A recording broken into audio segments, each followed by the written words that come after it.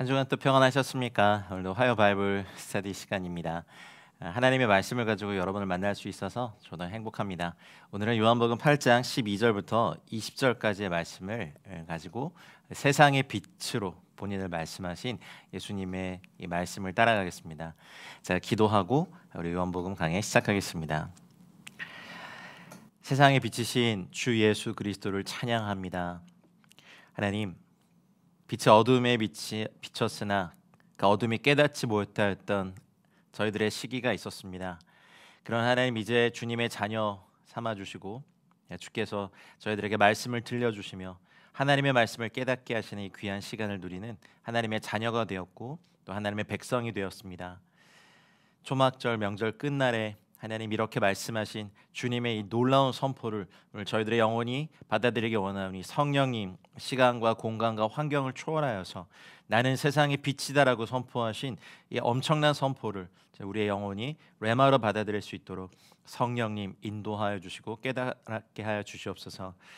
저 또한 주님의 종이고 통로이오니 성령께서 저의 영을 통하여 저의 입을 통하여 하나님의 말씀을 통하여서 저희 모두에게 말씀하여 주시고 한 명도 빠짐없이 하나님 이 말씀을 듣는 모든 분들에게 하나님의 말씀에 살아 움직이며 흥왕하는 역사를 허락하여 주십시오. 세상의 빛이신 살아계신 하나님의 말씀이신 우리 구주 예수 그리스도 이름으로 기도하였습니다. 아멘. 우리 계신 자리에서 요한복음 8장 12절부터 20절까지 합독하신 이후에 우리 한 절씩 보겠습니다. 하나님의 말씀 읽겠습니다.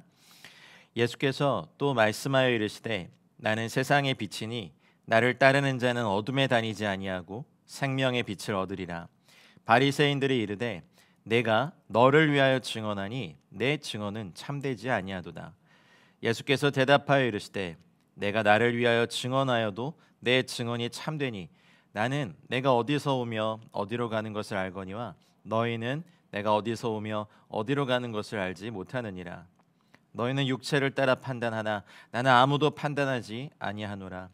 만일 내가 판단하여도 내 판단이 참되니 이는 내가 혼자 있는 것이 아니요 나를 보내신 이가 나와 함께 계심이라.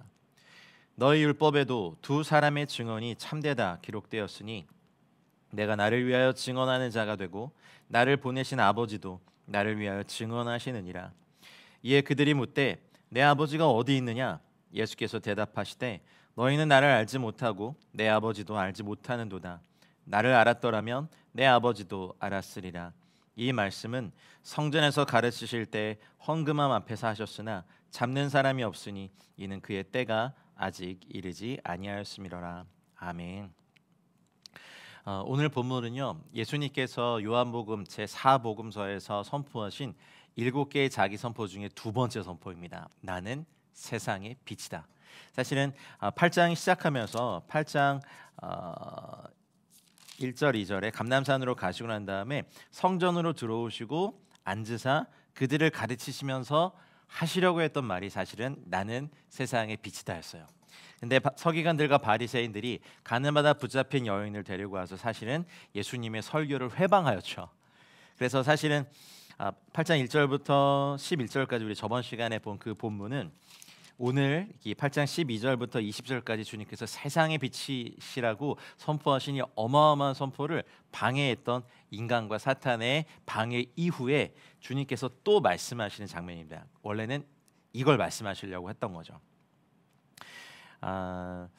원수들의 반복된 회방으로 예수님의 설교도 자주 중단되었고 이 땅에서도 주님을 모르는 분들이 진리의 빛이 비춰지기 전까지 사실은 이 세상의 영이, 미혹의 영이, 사탄이 어떻게든 참된 빛, 우리 구주 예수 그리스도를 그들이 만나지 못하도록 그렇게 방해하고 회방하는 것을 사실 예표하는 본문이 요한복음 8장입니다.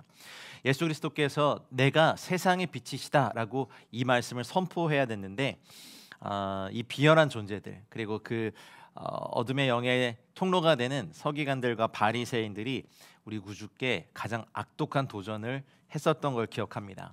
근데 사실은 이 사건이 우리가 저번 시간에 본 것처럼 가늠하다 붙잡힌 여인을 끌고 와서 뭐 돌로 치려고 할 때 선생이여 당신은 어떻게 하겠습니까? 라고 도전한 이 악독한 질문 앞에서 주님은 인간이 생각하기에, 사탄이 생각하기에 도저히 빠져나갈 수 없을 거다라고 생각했던 그 말에 너희 중에 죄 없는 자가 돌로 쳐라 라고 하시면서 공의도 포기하지 않으시고 은혜도 포기하지 않으시는 구세주만이 하실 수 있는 그 말씀이신 그분만 하실 수 있는 놀라운 사건을 행함으로 말미암아 오히려 주님이 진짜 세상의 빛이심을 오히려 드러나 버렸어요.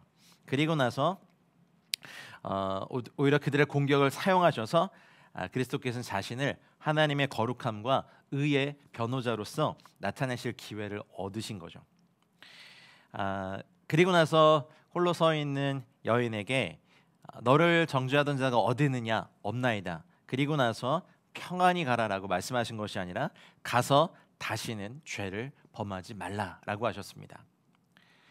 이 말씀 자체가 흠도 점도 없고 어둠이 요만큼도 없는 완전한 빛이신 주님의 말씀을 사실은 예표하는 사건이라고 생각합니다. 그리고 여러분 또 떠올리셔야 될 것은 이 배경이 지금 초막절이 막 끝난 바로 그 상태인데요. 초막절의 그 절기가 끝나갈 즈음에는요, 이제 여인들의 뜰로 사람들이 내려가고 거기에 이제 황금 촛대들 뭐 2개라고 말하는 사람도 있고 사실 4개의 큰 황금 촛대가 세워지고 거기에 촛대들 꼭대기에 이제 금으로 된 4개의 주발들이 기름 주발들이 놓여 있었대요. 그래서 그 제사장 계열의 4명의 젊은이들이 그 손에 기름 종지를 들고 그 주발마다 사다리를 타고 올라가서 기름으로 채웠고 제사장들의 낡은 속옷과 허리띠로 그 양초의 심지를 삼았습니다. 그래서 저 처음에 목사 안수 받을 때 그리고 신대원 시절 때 그 이 구약을 강의해 주셨던 한 그 교수님이 그런 말씀하신 적 있어요. 전도사님들 저희들의 속옷과 이 겉옷까지 다 불태워질 그런 인생의 시간 앞에 섭니다. 다 태우고 다 드리고 가십시오. 이런 말을 하셨던 것이 기억나는데 인생에 살면서 모든 걸 다 드리고 나중에 입었던 속옷과 옷까지도 다 이렇게 심지로 태워서 불을 태워서 이때 초막절의 마지막 날을 그러니까 불을 환하게 밝히는 그 일을 하고 난 다음에 그 다음 날 예수님께서 하시고자 하셨던 말씀이 뭐였습니까? 나는 세상의 빛이다라는 걸 말씀하신 거죠. 그러니 7장에서는 초막절 기간 동안에 매일매일 그 실로암 연못에서 물을 떠서 붓는 그 행사 가운데서 명절 끝날 그곳에 딱 서가지고 누구든지 목마르거든 내게로 와서 마시라. 나를 믿는 자는 성경에 이른 것 같이 그 배에서 생수의 강이 흘러나올 것이다라고 물의 근원 대신 자신을 예표하셨고 그리고 마지막 날 밤새 그 성전 뜰 여인의 뜰을 특별히 비치면서 관제의 축복을 막 행하는 이런 이스라엘 백성의 앞에 서서 진짜 하시고 싶었던 말씀은 내가 세상의 빛이다. 이런 빛은 기름을 붓지 아니하면 또 그름도 생기고 꺼질 수 있지만 나는 영원히 꺼지지 않는 영생의 빛이다. 세상의 빛이다. 라는 이 말씀을 선포하시려고 사실은 하시는 중간에 가늠하다 붙잡힌 여인의 사건이 삽입된 겁니다. 원수는 세상에 비치신 주님의 말씀 선포를 방해하고 지금도 세상에 비치신 예수 그리스도가 를 전도하는 것을 법으로 막고 그리고 흘겨보고 돌을 던지고 핍박하고 살해하고 싫어합니다. 여러분 우리가 전도가 갈수록 어려워진다는 말을 많이 하죠. 그런데 우리가 팩트를 보면 전도가 쉬웠던 세대는 단 한 세대도 없었습니다. 구한말 조선의 복음이 증거되면서 조상도 섬기지 않는 저 서양 귀신을 섬긴다고 멍석말이 당해서 죽은 초대교회, 저희 한국 초대교회 교인들의 기록들이 많이 남아 있습니다. 평양 대부흥이 터지고 한 젊은이가 너무 이 주님의 은혜가 커서 자기가 태어나서 자란 고향에 가서 복음을 전했는데 그때마다 멍석말이 아시죠? 싸가지고 그 동네 사람들한테 매질을 당했어요. 그래서 그 소식을 듣고 성도들이 가서 그 청년들을 구해서 다시 약을 바르고 싸매주고 나면 또 가서 복음을 전하고 또 멍석말이 당하고 그럼 또 구해오고 그렇게 해서 7번까지 가서 복음을 전하고 결국은 죽게 됩니다. 그게 이제 한국 초대교회사에 기록돼 있더라고요. 그리고 나서 나중에 하나님이 그 청년의 죽음 이후에 그 마을에 나중에 이제 보니까 그곳에 7개 교회가 세워진 것을 주님께서 보여주셨어요. 여하튼 세상은 지금도 복음이 없는 곳에 복음을 전할 때 복음 전도가 쉬웠던 적은 단 한 시대도 없었습니다. 가까이 보면 우리 아직 믿지 않는 우리 가족들에게 복음을 전하는 거 너무 어렵지 않아요. 그래도 우리가 계속해서 해야 되는 것은 예수님도 방해를 받으셨는데요. 우리도 왜 방해받지 않을 거라고 생각합니까? 우리가 왜 방해받지 않을 거라고 생각합니까? 우리도 방해받을 수 있습니다. 그래서 우리가 증거해야 될 것은 세상의 빛이다. 내가 세상의 빛이다. 나를 따르는 자는 어둠에 다니지 아니하고 생명의 빛을 얻을 것이다라고 말씀하신 주님의 이 선포를 우린 증거해야 합니다. 자, 8장 12절 우리 같이 읽고 한 절 한 절씩 보겠습니다. 시작. 예수께서 또 말씀하여 이르시되 나는 세상의 빛이니 나를 따르는 자는 어둠에 다니지 아니하고 생명의 빛을 얻으리라. 할렐루야. 여기 헬라어의 독특한 표현이 있습니다. 에고 에이미. 이게 이제 영어로 하면 I am 이렇게 되는 거죠. 에고 에이미. 이게 7개의 선포가 나오는데 그 중에 두 번째 선포입니다. 에고 에이미 토 포스. 이게 이제 빛이거든요. 투 코스모. 세상의 빛이다. 예수께서 또 말씀하여 이르시되 나는 세상의 빛이다. 할렐루야. 예수님만이 세상의 빛이십니다. 나를 따르는 자는 어둠에 다니지 않고, 여기 있네요. 엔테스코티아. 어둠 가운데 거하지 아니하고 얻게 된다. 토포스테스 조에스. 생명의 빛을 얻을 것이다. 이 조에라는 요 단어는요, 복음서에서 항상 생명 또는 조에스 아이온 그러면 이제 영생, 이것은 이제 비오스라고 되는 요 그 생물학적인 생명과 목숨과는 다른 겁니다.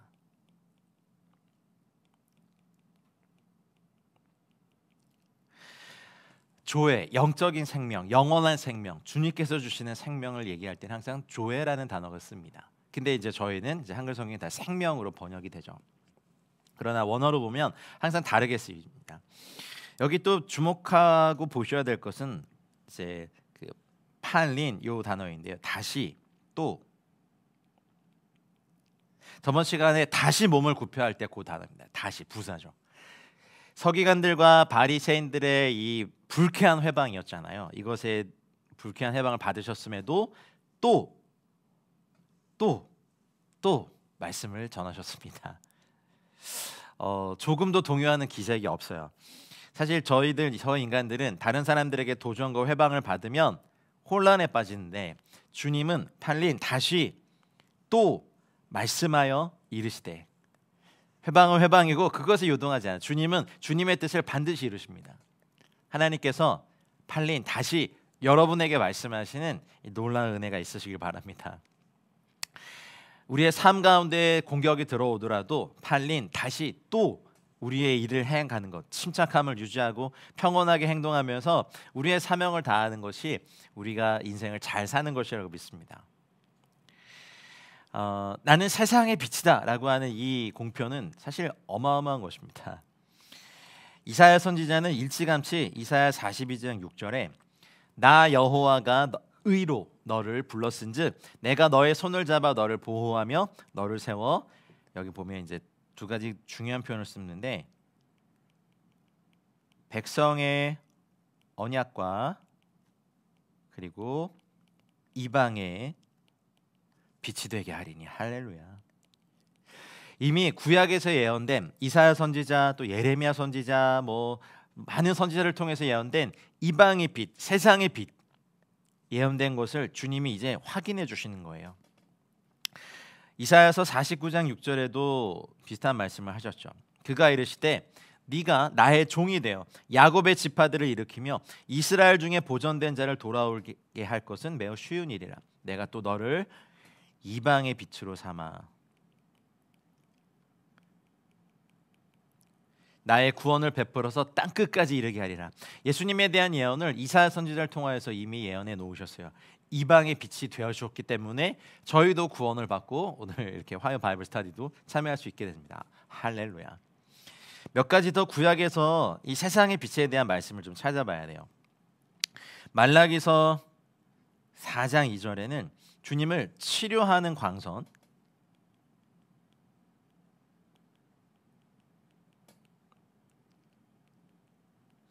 또 공의로운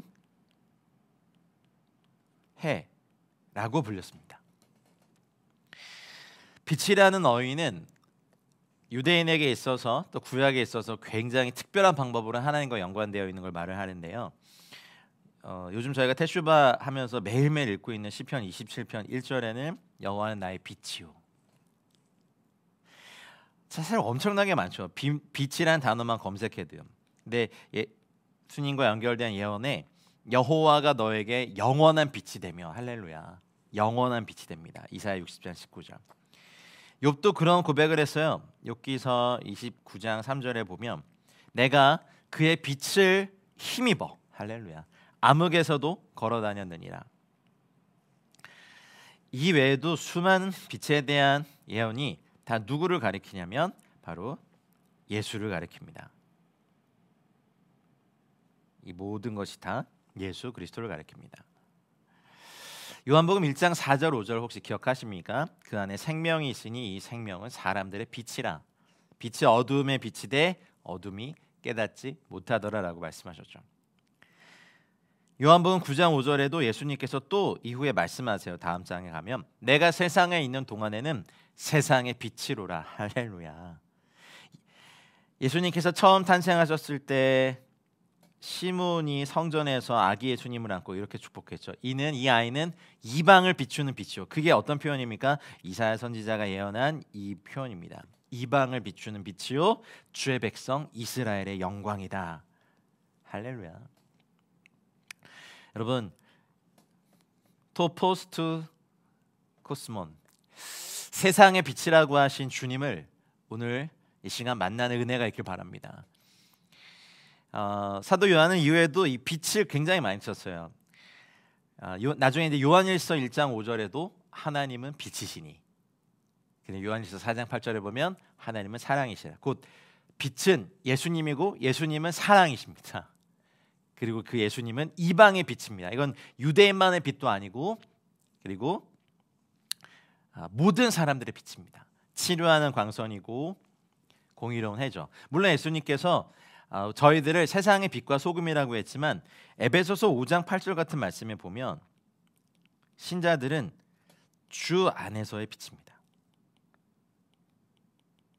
저희 자체가 빛은 아니잖아요. 우리를 흑암의 권세에서 건져내서 그가 사랑의 아들의 나라로 옮기신 주님의 이름. 결국 세상 이 코스모스라고 하는 이 세상이라는 단어가요, 복음서 이 앞에 세 복음서에서는요 모두 합해서 세 복음서 합해서 이 코스모라는 단어가 15회 사용되거든요. 근데 요한복음에는요 코스모는 단어가 77회 사용됩니다. 그 이유가 뭘까요? 뭐 대답이 어렵지 않아요.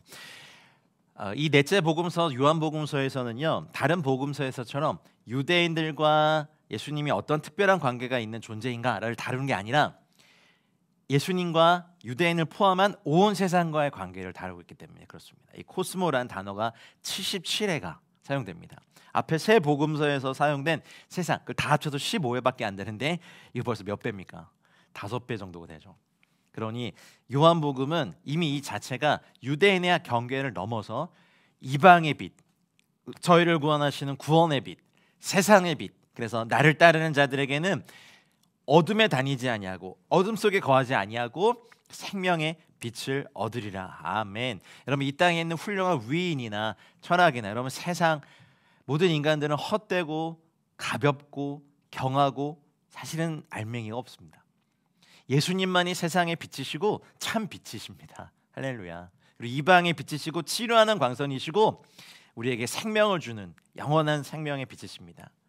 여러분, 그 빛을 즐길 것이라고 하셨습니까? 아니요. 생명의 빛을 얻으리라 하셨습니다. 우리 주님을 따라가서 주님을 따르면서 생명의 빛을 얻길 바랍니다. 그렇다면 세상의 빛이라고 할 때 주님의 빛이 세상의 모든 사람들을 비추는 건 사실입니다만, 빛이 비추어졌지만 빛을 거부하는 것이 대부분의 세상의 반응입니다. 빛을 거부하고 빛을 못 박아버리고 빛을 등지고 숨어버리죠. 그러나 빛 가운데 걸어가면, 그리고 그 빛을 따라가면 우리는 생명의 빛을 얻게 되는데, 우리 생각하는 것이나 느끼는 것이나 우리의 의지나 육체가 생명의 빛 가운데 주님의 역사에 참여하게 될 것입니다. 이 말씀이 분명히 나타나고 있는 것은 세상이 여전히 어둠에 있다는 겁니다. 2000년 전의 세상도 그랬죠. 모든 지혜를, 그 당시 모든 세상의 지혜를 가졌다고 여겼던 헬라인이나 그들의 법률과 통치와 제국을 자랑했던 로마인들도 영적으로는 어둠 가운데 있었어요. 세상에 비치신 그분이 오셔서 직접 그 빛을 비춰주셨는데도 그들은 영적인 어둠에 처해 있었습니다. 이유가 뭡니까? 빛이 비춰졌지만 깨닫지 못하였고, 사람들은 자기의 어둠 가운데 거하는 것을 더 좋아했습니다. 그래서 비치신 그분을 못 박아버렸습니다. 지금도 과학이 발전하고 학문이 발전하고 인간 지성과 이성의 끝이라고 여기는 유럽과 미국의 상황이 어떻습니까?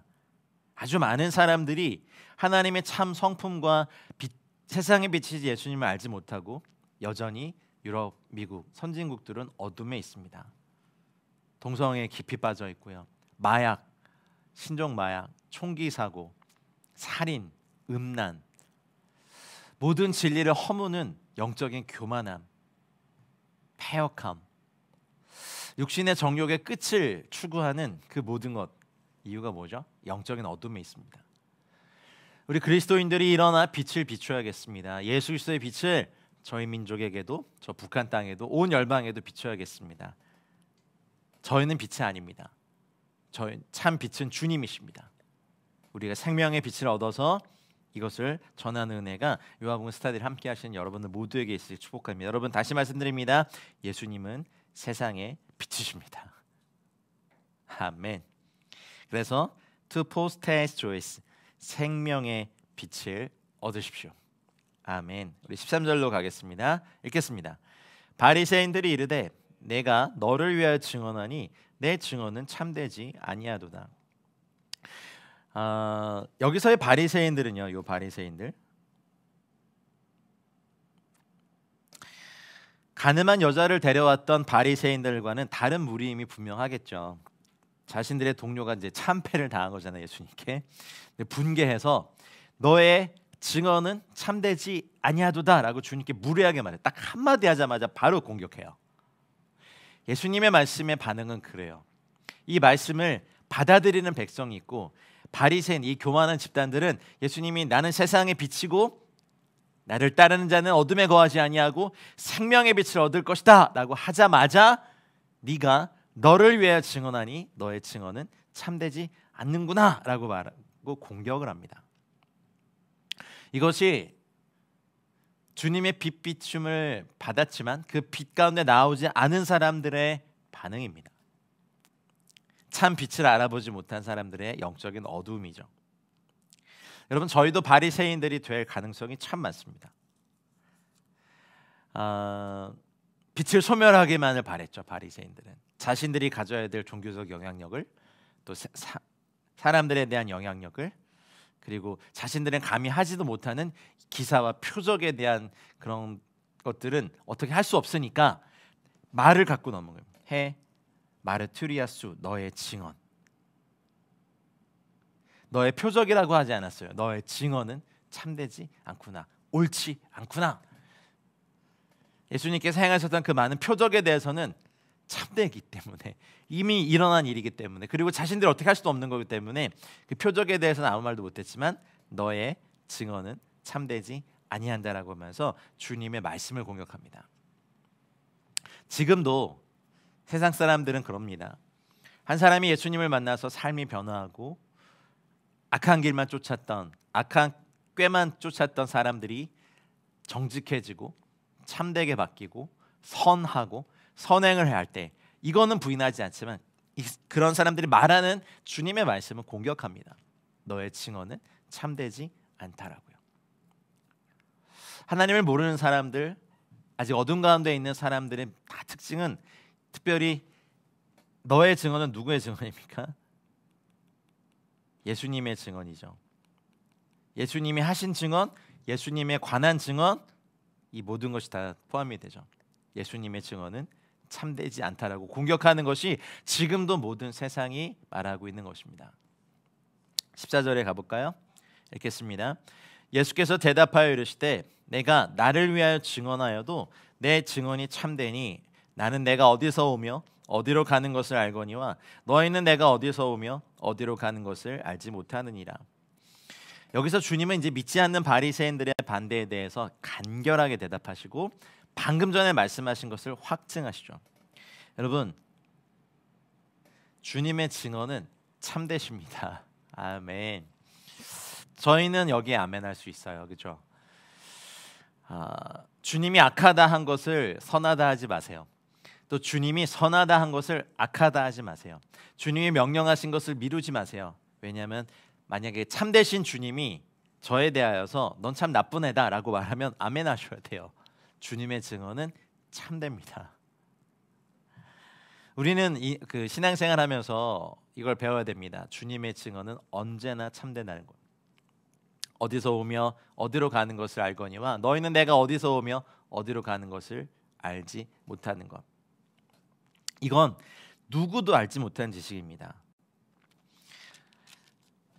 흔히 자라면서 나는 누구이고 어디서 왔고 어디로 가고 왜 살아야 되는지에 대한 인생의 근본적인 질문을 던질 때가 있죠.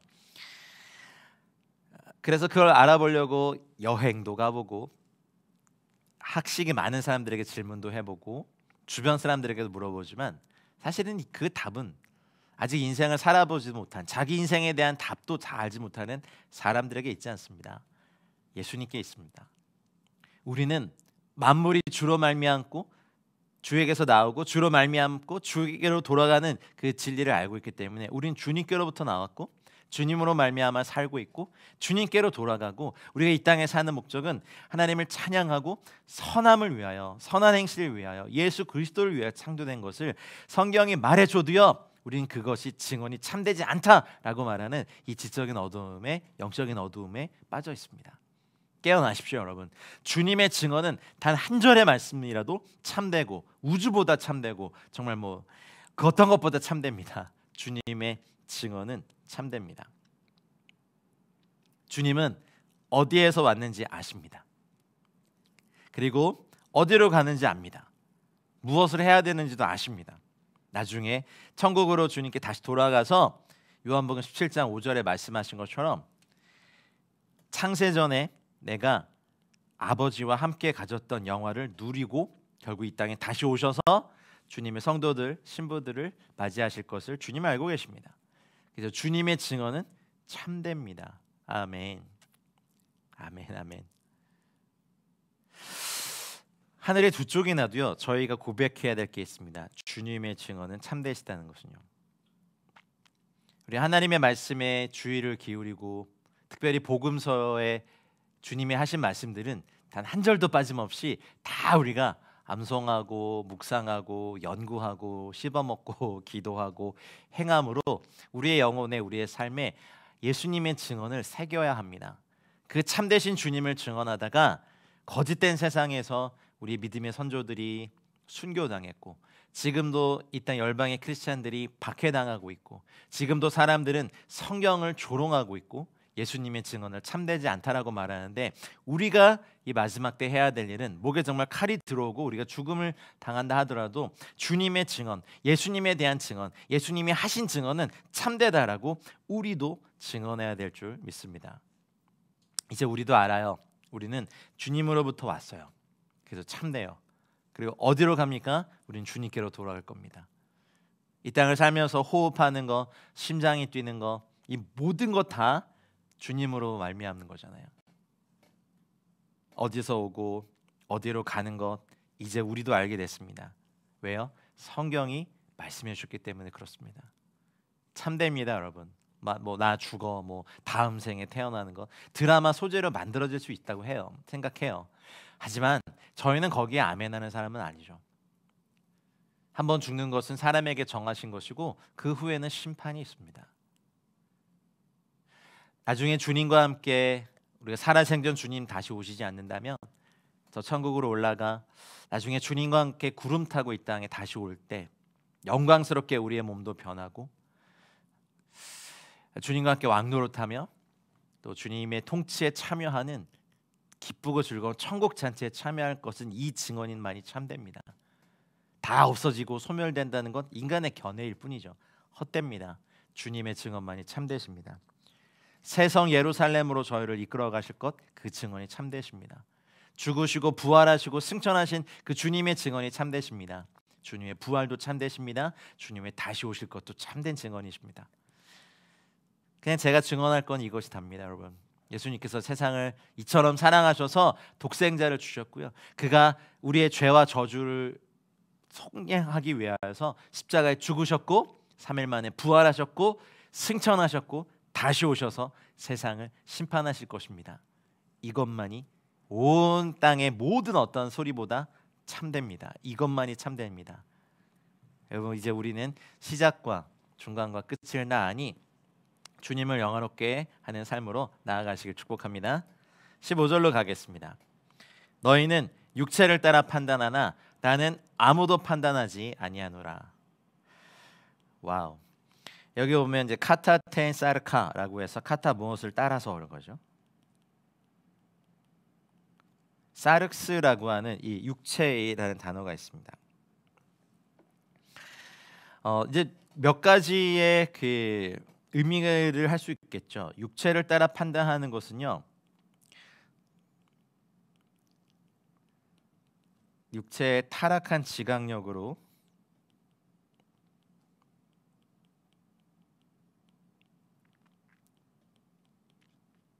판단하는 것을 주님이 말씀하신 의미 하나와, 두 번째는 그냥 표면적 문자적 뜻 자체로 사람의 겉모습만을 보고서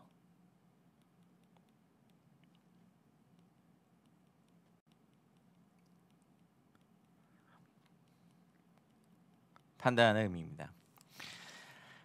육체를 따라 판단한다라고 할 때 지금 사실은 저희는 늘 이렇게 그냥 판단하고 살면서 분별력이 있는 지식인이라는 자랑 속에 살고 있습니다. 육체를 따라 판단하는 건 저희가 아무리 잘 판단했다고 하더라도 우리의 생각하는 거나 느끼는 거나 의지가 타락했기 때문에 우리는 올바른 판단을 내릴 수가 없습니다. 주님의 인도하심과 지혜를 구해야 하고요. 그래서 어떨 때는 우리가 원하는 대로 이루어지지 않고 우리가 바라는 대로 하나님께서 인도하시지 않은 것에 감사와 찬양을 드려야 됩니다. 우리가 어떤 사람을 판단할 때, 그리고 우리가 국제 정세를 읽는다고 할 때 사실 우리는 견해일 뿐이지 옳은 판단은 아닙니다. 네, 맞습니다. 우리는 다 육체를 따라 판단합니다. 근데 주님은 여기서 특별히 너희라고 한 이 바리새인들에 대하여서 이렇게 말하죠. 너희는 육체를 따라 판단하지만, 사물을 그렇게 판단하지만 나는 아무도 판단하지 아니한다. 사실 이 말씀은요, 여러 가지 논란을 가져왔던 말씀입니다. 주님께서 마지막 때 심판을 하시거든요. 판단을 하시거든요. 그래서 이 말씀은 지금 이 시기에 나는 너희를 심판하지 않는다. 왜냐하면 주님이 오셔서 십자가를 지심으로 말미암아 구원하시기 위해서 오셨기 때문에 나는 지금 너희를 판단하지 않는다, 심판하지 않는다라고 해석함이 옳다고 저는 생각합니다. 이 마지막 때 이제 주님은 심판하실 겁니다. 아버지께서 심판과 판단하는 권세를 인자에게, 아들에게 맡기셨다 하셨거든요. 사람에게 있는 것이 아닙니다. 그러나 예수님은 바리새인들을 향하여서 너희는 육체를 따라 판단하나 나는 아무도 판단하지 않는다. 결정하다, 평가를 내린다, 결정에 이른다. 이 크리노란 요 단어거든요. 인간적인 지식과 표준 뭐 이런 거 아니죠. 주님의 심판, 주님의 판단, 주님의 정죄는요 철저하게 말씀에 의해서 할 것입니다. 예수님이 전하신 말씀은요, 아버지께서 말하라고 하신 말씀을 단 한 글자도 빠짐없이 다 전하셨거든요. 그리고 성령님은 예수님께서 하신 말씀을 지금도 이루고 계시기 때문에 예수님이 결국 내가 너희 입에 말씀의 검으로 너희와 싸울 것이다라고 하신 것처럼 이제 마지막 때 주님이 하셨던 말씀으로, 주님의 말씀으로 세상은, 저희 인간은, 마귀는, 또 이 자연은 주님의 심판을 받을 것입니다. 무엇으로요? 말씀으로요. 동일한 말씀으로 불사르기 위하여서 하늘과 땅이 간직되어 있다라고 성경이 말하고 있죠. 내가 너에게 이른 말이 곧 그날에 너희를 심판할 것이다라고 말씀하셨죠. 사람이 무슨 무익한 말을 하든지 심판날에 이에 대해 신문을 받는다 하셨고, 계시록에 보면 주님의 입에서 나오는 검으로 주님을 대적하는 무리들을 죽이시는 장면이 나옵니다. 마지막 때 주님은 주께서 하신 말씀으로 세상을 우리를 심판하실 것입니다. 자, 16절로 가겠습니다. 만일 내가 판단하여도 내 판단이 참되니 이는 내가 혼자 있는 것이 아니요 나를 보내신 이가 나와 함께 계십니다. 아멘. 이 말씀은 이 앞구절의 하반절에 대해서 말했던 내용을 확증해 주는 거죠. 만일 내가 판단하여도, 또는 내가 판단할 때 이렇게 되죠. 그래서 주님이 직접 말씀하셨어요. 아까 주님이 말씀하신 거, 내 증언이 참되다. 두 번째가 내 판단이 참되다. 여기 보면 크리시스 해운 알레세이센 에스틴, 요 판단, 정죄, 판단, 심판, 결정, 이 단어가 해 크리시스입니다. 인간이 만들어 놓은 모든 법과 제도와 문화가 복음과 충돌할 때 우리는 고민이 있죠. 지금도 사실은 조상에게 제사하지 않는다고 해서 기독교를 싫어하는 많은 저희 한국의 국민들이 있죠. 근데 주님이 말씀하신 말씀에는 죽은 자에게 제사하는 건 귀신에게 제사하는 거라고 했기 때문에 저희는 이제 핍박을 받아도 우리는 죽은 자에게 제사하지는 않습니다. 기념하는 예배로 저희가 바꿨죠. 사랑하는 분을 기억하고 그분과의 추억을 기억하는 건 선하고 좋은 일 같아요. 그러나 추도 예배도 사실 죽은 자를 예배하는 게 아니라 그 죽은 자의 모든 삶과 죽음의 주인이신 주님을 기억하면서 예배하는 겁니다. 세상의 문화나 가치들이 주님에 대해서 반대를 의견을 일제히 낸다고 해도 주님의 판단, 주님의 심판은 참되십니다. 알레테인. 그래서 우리도 여기에 아멘해야 됩니다. 주님의 증언이 참됐고요. 두 번째는 주님의 판단이 참됩니다. 주님이 그 이유를, 이는 왜 그러냐면 호티라는 요 단어가 여기 쓰였습니다. 왜냐하면 내가 혼자 있는 것이 아니다. 나를 보내신 이가 나와 함께 계십니다. 나를 보내신 이라고 번역했지만 여기 보면 파테르라는 아버지라는 단어가 그대로 쓰였어요. 네. 나를 보내신 아버지가 나와 함께 계시기 때문에 내 판단은 참되다. 성부와 성자가 하신 이 판단을 올바르게 성취하시는 분, 이루고 계신 분이 누군지 아십니까? 성령님이십니다. 사실 두 증인만 돼도 심판과 증언은 참된데 성부와 성자와 성령께서 이 모든 증언, 판단을 참되게 하고 계십니다. 아멘. 기록된 판단도, 주님의 입에서 나온 판단도 참되고요. 앞으로 주께서 하실 판단도 참되고요. 지금 성령께서 오셔서 세 가지 심판하시죠. 죄에 대하여, 의에 대하여, 또 세상에 대해서 심판하시는 보혜사 성령님의 심판도 참되십니다. 그러면 성부, 성자, 성령께서 하시는 이 모든 판단과 증언은 참되십니다. 아멘.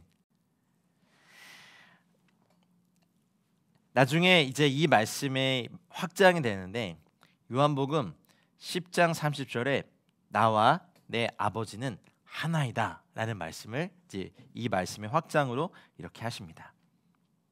내가 혼자 있는 것이 아니라 나를 보내신 파테르, 아버지가 나와 함께 계신다. 나중에 이제 요한복음의 뒷부분에 가면 보혜사 성령께서 오시면 그가 나를 증언하실 것이오 했거든요. 그리고 너희도 처음부터 나와 같이 있었으므로 너희도 나의 증인이 될 것이다 라고 말씀이죠. 그러면 보혜사 성령님, 그리고 하나님 아버지의 말씀, 그리고 제자들도 증언하게 되죠. 두 증인만 돼도 참된데 항상 세 증인이 3의 배수로 이렇게 주님을 증언합니다. 그래서 주님은 참되십니다. 나중에 계시록에 보면 아멘이시오 충성되고 참된 증인이시니가 가라사대 이렇게 말씀하시잖아요. 예수님만이 참되십니다. 그 참된 주님이 저와 여러분들 마음 안에 있습니다. 아멘. 자 17절로 가겠습니다. 너희 율법에도 두 사람의 증언이 참되다 기록되었으니. 여기에서 예수 그리스도께서 이제 방금 단언하셨던 것을 다른 방법으로 되풀이해서 말씀하십니다. 모세의 율법은 여기 보면 두오 안드로폰 해 마르투리아, 두오 안드로폰 두 사람의 두 사람의 증언이 있어야 참되다. 악에 대해서도 증언할 때도 두 사람이 증언이 있어야 돼요. 신명기 19장 15절에 보면 사람의 모든 악에 관하여 또한 모든 죄에 관하여는 한 증인으로만 정할 것이 아니요 두 증인의 입으로나 또는 세 증인의 입으로 그 사건을 확정할 것이며. 그러니까 이러한 배경으로 항상 어떤 악에 대해서 참된 것을 증언할 때 유대인들은 두 증인 이상을 항상 이렇게 문화적으로 세웠어요. 그런데 예수님이 내가 세상의 빛이다라고 증언하자마자 너의 증언은 참되지 않다라고 말한 이유가 이제 여기에 있는 거죠. 아주 오랫동안 이 말씀대로 사람들은 증언해 왔기 때문에 그렇습니다. 신명기 17장 6절에 보면 죽일 자를 두 사람이나 세 사람의 증언으로 죽일 것이요 한 사람의 증언으로는 죽이지 말 것이라. 그리고 민수기 35장 30절에도 한 증인의 증거만 따라서는 죽이지 말아라 이렇게 했죠. 그러니 유대인들이 비난했던 것은 예수의 주장이 자신 이외에 다른 증인의 지지가 없다라고 해서 네 증언은 틀리다라고 말했더니 예수님은 참되다. 왠지 아냐? 나를 보내신 아버지께서 나와 함께 계시기 때문에 내 증언은 내 판단은 참되다라고 스스로를 변호하셨어요. 내가 나를 위해 증언해도 참되다라고 말한 거죠. 자, 18절 읽겠습니다. 내가 나를 위하여 증언하는 자가 되고 나를 보내신 아버지도 나를 위하여 증언하시느니라. 예수님께서는 자신에게 실제로 다른 한 분의 증인이 있다. 그리고 다른 한 분의 증인이 하나님이다. 나를 보내신 아버지라고 이제 돌려 말을 했겠지만 이게 누구를 말하는지 저희는 알아요. 근데 바리새인들은 이걸 인정하지 않죠. 나를 보내신 아버지도 나를 위하여 증언해. 그러니까 19절에 네 아버지가 어디 있느냐라고 바로 비꼬면서 말하는 거예요. 예수님은 나를 보내는 아버지가 여호와 하나님을 막 얘기하는데 바리새인들은 네 아버지 요셉 말고 다른 아버지가 있어? 아니면 그 아버지는 어디 있어? 라고 이제 비꼬는 거죠. 요셉은 사실은 좀 일찍 하나님 나라에 갔기 때문에 예수님의 아버지가 실제 혈통의 아버지는 없죠. 근데 원래 또 동정녀 마리아에게 나셨기 때문에 예수님의 아버지는 하늘 아버지시죠. 내가 나를 위하여 증언한 자가 됐대. 근데 예수님의 증언의 특징이 있어요. 아버지의 증언, 하나님의 증언은 이렇게 한번 써볼까요?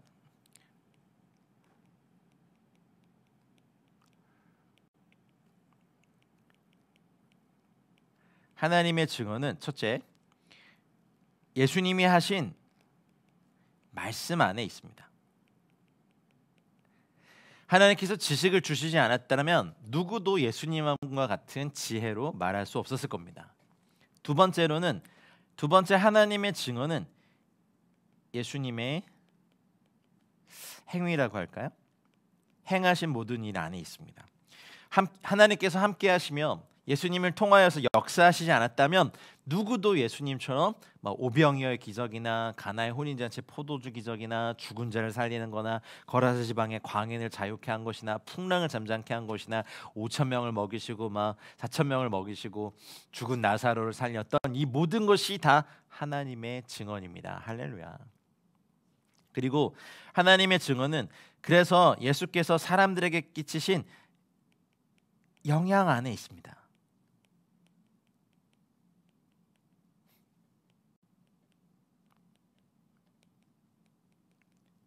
세례 요한이 요단강에서 세례를 주고 예수님이 오실 길 예비할 때 그에게 수십만의 사람들이 몰려갔어요.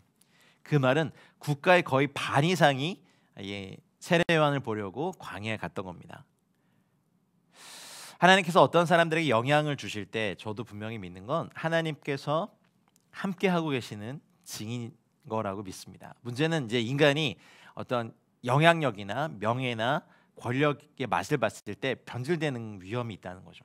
그러나 분명한 것은 사람들을 향한 영향력 안에 하나님의 증언이 존재합니다. 왜냐하면 예수님의 힘은 신적인 거고 인간이 스스로는 결코 행할 수 없는 수많은 것들이 인간의 능력을 초월하는 일들을 하시고 그래서 사람들이 그를 메시아로 인정했기 때문에 그렇습니다. 그리고 하나님의 증언은 예수님에 대한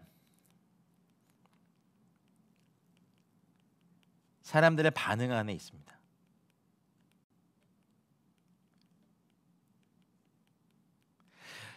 예수님께서 충분히 보여주셨죠. 주님의 위엄과 광채 속에서 이 말씀과 표적이 전파되는 곳마다 사람들의 마음속에 즉각적으로 어떤 노도와 같이 어떤 은혜나 깨달음이나 자유케 됨이 막 밀려왔어요.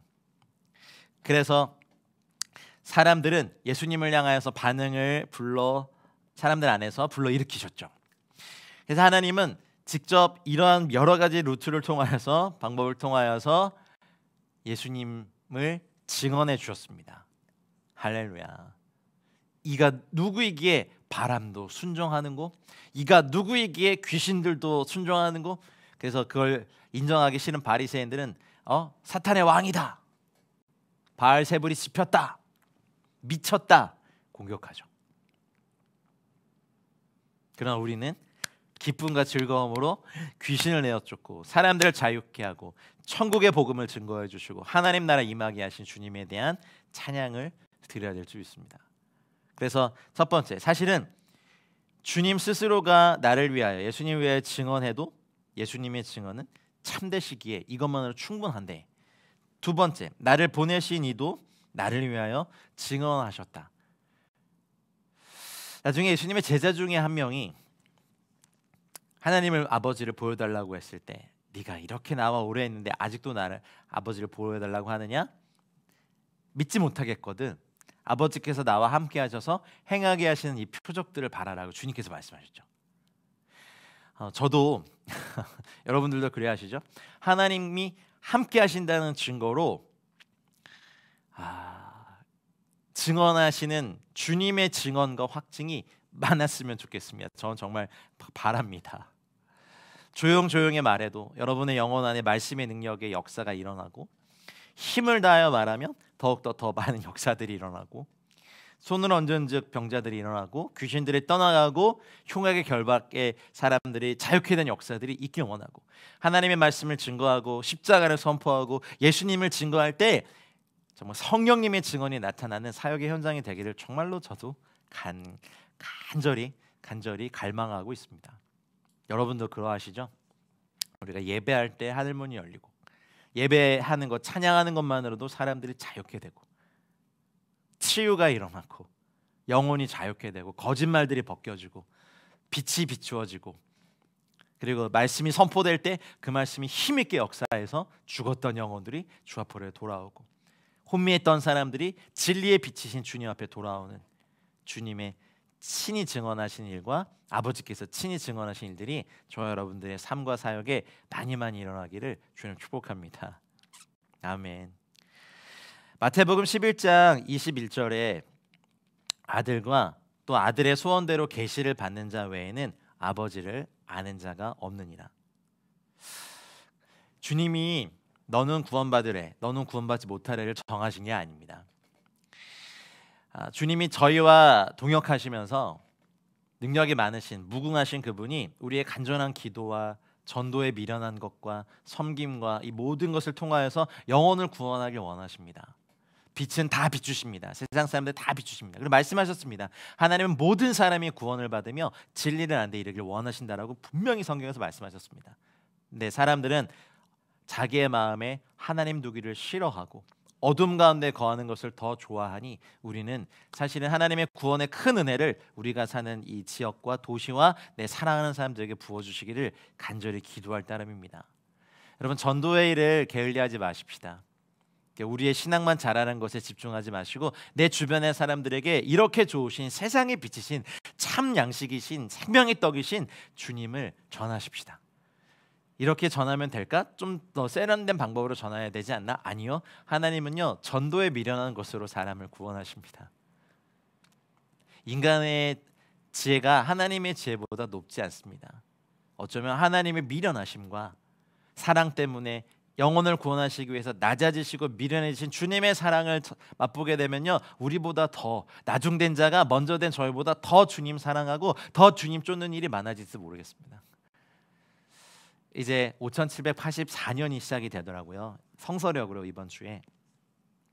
그러니 여러분, 아직 믿지 않는 저희 가족들, 여러분 금식하며 그 어둠에 눌리지 말고 금식하며 그것을 뚫어내셔서 하나님 새해에는 우리 가정에 믿지 않는 모든 가족들이 구원받는 정말 구원의 감격이 노래해지는 가문들로 일어나길 축복합니다. 그리고 여러분, 우리가 반경 2-3km 내에 있는 4km 안에 있는 우리 동네, 나를 만나는 사람들은 적어도 나의 기도, 저 사람이 주님 만나기 위한 기도와 전도를 한 번씩 꼭 받을 수 있도록, 저같이 내성적인 사람은 이렇게 전도하는 게 좀 두려운 적이 많지만 성령께서 말하게 하시면 되더라고요. 그런데 뭐 주님을 부끄러워하진 않지만 이렇게 말하는 것 자체가 부끄러운 사람들 그래도 할 수 있습니다. 우리 주님 자랑하십시다. 주님은 세상의 빛이시고 우리가 전도할 때 주님 스스로가 증언하시고요, 주님을 보내셨던 아버지도 증언하시고요, 우리와 함께 계신 성령님도 증언하시고요, 우리가 말씀을 선포해 주면 그 말씀이 주님을 증언하십니다. 그리고 천군 천사가 함께 할 겁니다. 우리도 증인 됩시다. 주님의 증인 되자고요. 화요 바이블 스터디 들으시는 모든 분들 증인 되십시오. 누구의 증인?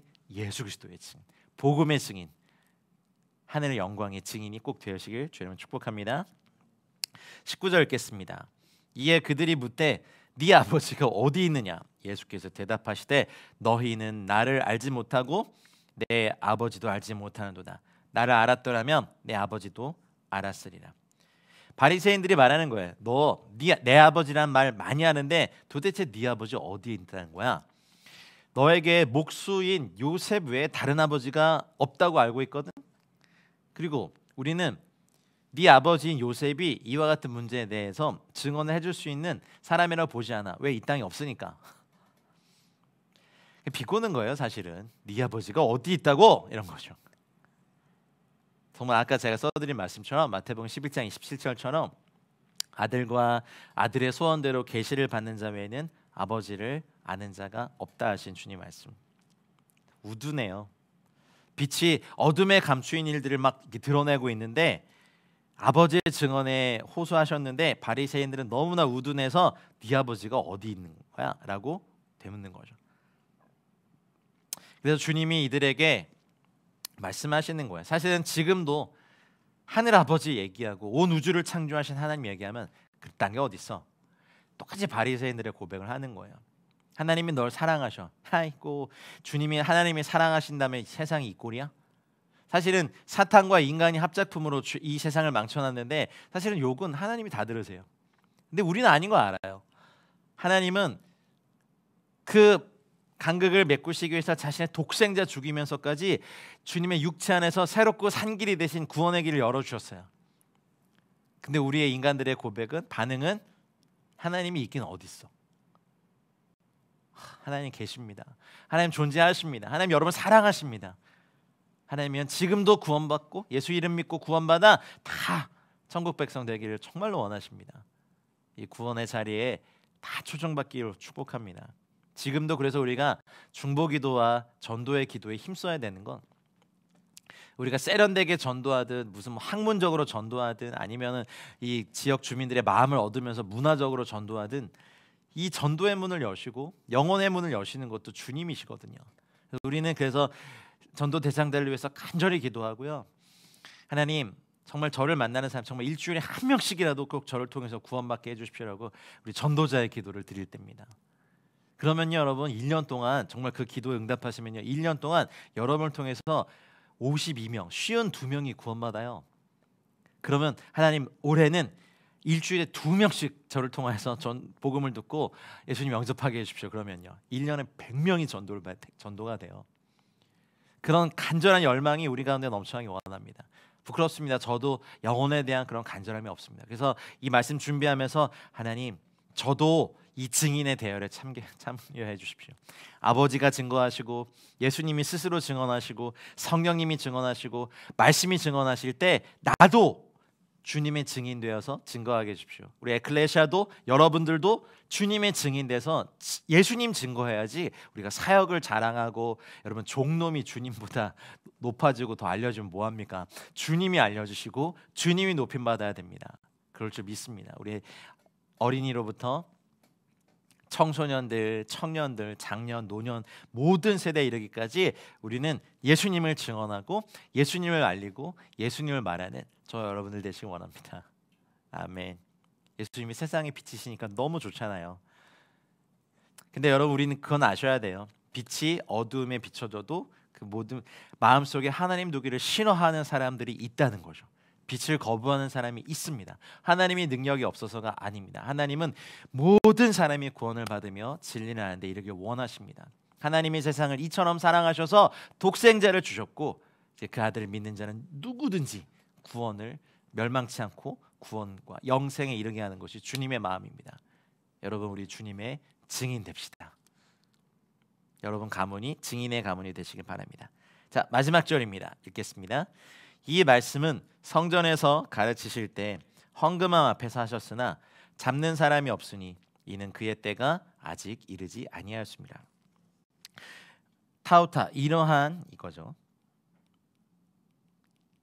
이러한 이 레마타 말씀으로 할까요? 근데 여러분 로고스가 아니라 레마가 쓰였어요.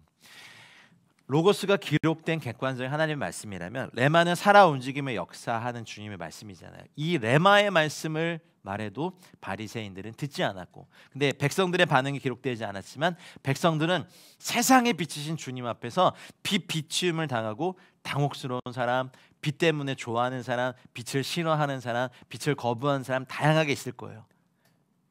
백성들의 반응이 구체적으로 사실은 여기에는 기록돼 있지 않아요.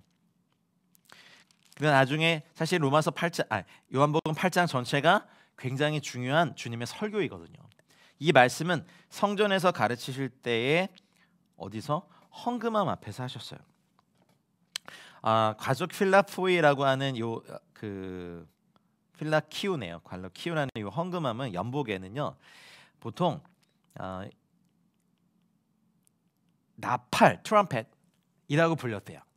이유는 모양이 꼭지가 좁고 밑으로 이렇게 내려감에 따라 넓어져서 이렇게 나팔같이 생겼기 때문에 그랬대요. 그래서 기록에 보면 이 예루살렘 솔로몬 성전, 예수님 당시에 이 성전에는요, 포로기 이후에 세웠던 이 성전에는 그 13개의 연보궤, 헌금함이 있었대요. 특별히 이 헌금함이 있었던 곳은 성전의 둘째 뜰, 곧 그 여인의 뜰이라고 말하는 성전의 둘째 뜰에 있었는데 여기에는 그 열주라고 하죠. 그 줄지어 늘어선 기둥이 있고 거기에 13개 연복궤가 있었는데 다 그 쓰임이 달랐다고 해요.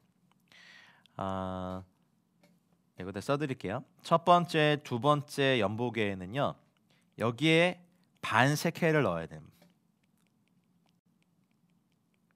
이거는 어디에 쓰이냐면 성전 유지비로 쓰였고 예수님도 내셨죠. 베드로도 물고기 잡아서 그렇죠.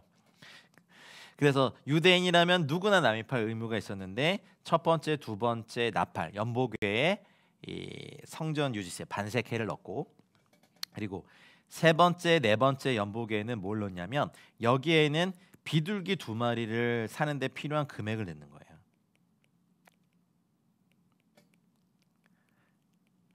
이게 정결의식에 대한 가난한 자들 그리고 출산 후 여인의 그 부정함을 깨끗함 받기 위해서 비둘기 2마리를 드리는 바로 그 금액들. 그리고 다섯 번째 연복궤에는요 제단의 불을 피우는데 필요한 필요한 경비와 기부금을 얻답니다. 제단의 불을 꺼트리지 말라 하셨기 때문에.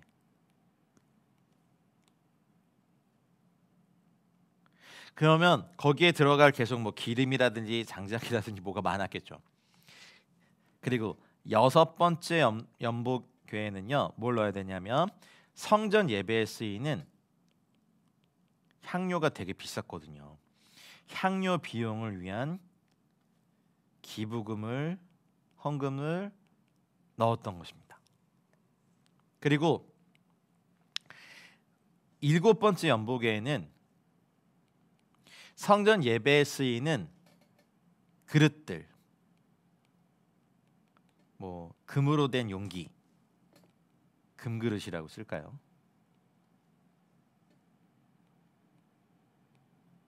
또 여러 가지 제반 시설 어떤 그런 것에 대한 것을 쓰는 건 일곱 번째에 드리고, 그리고 속죄제에 대한 것도 일곱 번째에 헌금을 했다죠. 그리고 나머지 8에서 13개, 이 6개 연복에는요, 재물을 구입하고 남은 돈이나 그 외에 드리고 싶다는 자원하는 거를 다 넣었어요. 자원해서 드리고 싶은 것. 그리고 1번부터 7번까지의 연복에 다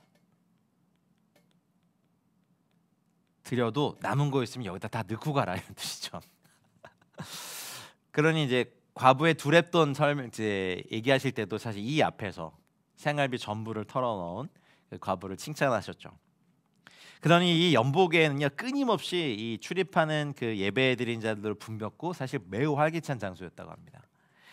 그러니까 언제나 하나님께 예물을 드리고자 원하는 믿음 깊은 유대인들이 여기 다 모였고 경건한 청중을 모아서 가르치는데 연복에만큼 좋은 곳이 없었다고 합니다. 그래서 예수님은 이 장소에서 가르치심을 즐겨했습니다. 네, 헌금함 앞에서 하셨으나 잡는 사람이 없었는데 아직 주님의 때가, 여기서의 때는 뭡니까? 이제 십자가 고난 받으심의 죽으심의 때가 이르지 아니하였기 때문에 아무도, 이렇게 바리새인들이 사실 무참히 참패를 당했었는데도 아무도 손대는 자나 잡는 자가 없었습니다. 자, 이제 말씀을 정리하겠습니다. 초막절 마지막 날 다음 날 아침에 원래 성전에 들어가서 가르치시려고 했던 것은 바로 이 메시지였습니다. 내가 세상의 빛이다. 근데 가늠하다 붙잡힌 여인으로 말미암아 한번 방해가 됐어요. 그러나 또 앉으사 가르치시면서 내가 세상의 빛이라고 말씀하시고 나를 따르는 자는 어둠에 거하지 아니하고 생명의 빛을 얻는다고 주님이 말씀하셨습니다. 할렐루야. 그리고 나서 그것에 대해 반박을 못하니까 바리새인들은 네 혼자 증언하는 거 참되지 않다, 율법에 맞지 않다라고 공격했지만 예수님은 이내 절대 지지 않으시고 나를 보내신 이가 나와 함께 증언한다. 그리고 내가 나를 위해서 함께 증언해 참되는데 이유는 나를 보내신 아버지께서 함께 하신다. 그러면서 이 바리새인들의 코를 납작하게 했죠. 여러분, 어렵지 않습니다. 사실은 이 본문이요. 세상의 빛이신 주님이 모든 세상이 이미 다 비추고 있어도 어둠을 사랑하는 자, 그 마음 안에 하나님 두기를 싫어하는 사람들은 주 앞에 나오지 않습니다. 우리는 이 말씀에 비추어서 우리는 어떠한지 봐야겠습니다. 우리는 하나님 말씀 앞에서 어떤지요. 주님의 빛, 생명의 빛을 가지고 계십니까? 잘하고 계십니다. 그러면 그 빛이 더 강해지고 밝아지고 충만해지도록 기도하십시다. 주님께서 우리의 기도를 들으시고 우리를 인도하실 것입니다. 이번 한 주 이제 성서력으로 5784년을 맞이하는 이번 한 주간에 주님의 생명의 빛으로 충만해져서 이제 어둠이 물러가고 새로운 빛 안에서, 말씀 안에서, 임재 안에서, 영광 안에서, 진리 안에서 새롭게 시작하는 New Year, 정말 샤나토바 해피 뉴 이어 되시기를 주로 축복합니다. 긴 시간 수고 많으셨습니다. 제가 기도하고 마치겠습니다. 생명의 빛이신 주 예수님 찬양하고 감사하고 사랑합니다. 주님을 따르고 생명의 빛을 얻기를 원합니다. 세상에 비치신 주님, 우리를 통하여서 이 빛을 저와 우리 가족과 우리 주변에 그리고 우리가 기도하는 모든 영역에 일터에 비추어 주시옵소서. 빛으로 나올 사람들을 초청하여 주시고 마음을 열어 주시고 하나님 그들의 완악한 마음을 갖지 아니하고 부드러운 마음이 되게 해 주셔서 하나님 그들 모두가 하나님 전도의 미련한 것을 받고서라도 주 앞에 돌아오는 역사들이 있게 하여 주시옵소서. 빛을 비박하고 빛을 거부하고 빛을 십자가에 못 박았던 바리새인과 유대인의 전철을 밟지 아니하고 빛 대신 주님과 동행하고 생명의 빛을 늘려나고 하나님의 빛의 충만함으로 나아가는 저희 모두가 되게 하셔서 이 5784년 새해를 정말 기쁨으로 맞이하는 은혜가 있게 하여 주시옵소서. 생명의 빛이시며 세상의 빛이신 우리 구주 예수 그리스도 이름으로 감사하며 기도하였습니다. 아멘.